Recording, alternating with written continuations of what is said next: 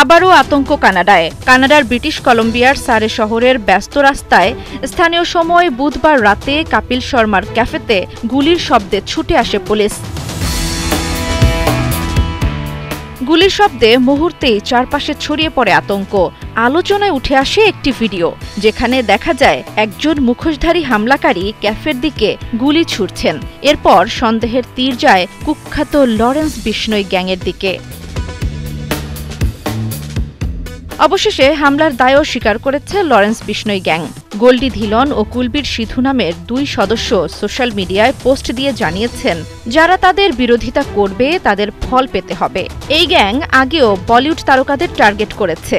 সালমান খানের পর এবার কপিল, দুজনেই তাদের টার্গেট। এর আগেও কপিল শর্মা পেয়েছেন প্রাণনাশের হুমকি। আগস্টে তার ক্যাফেতে চালানো হয় অন্তত 25 রাউন্ড গুলি। পরে ফোনে দাবি করা হয় 1 কোটি টাকা চাঁদা।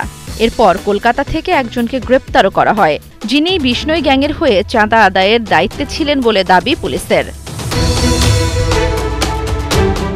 ভারতের সবচেয়ে ভয়ঙ্কর গ্যাং লিডার লরেন্স বিশনোই এখনও কারাগারে বন্দী, কিন্তু সেখান থেকে চালাচ্ছেন বিশাল অপরাধযজ্ঞ। তার নেটওয়ার্কে 7 শতাধিক সদস্য সক্রিয় ভারত থেকে কানাডা পর্যন্ত। সম্প্রতি কানাডা সরকারও গ্যাংটিকে সন্ত্রাসী সংগঠন ঘোষণা করেছে। জান্নাতুল দোলনা, ৭১।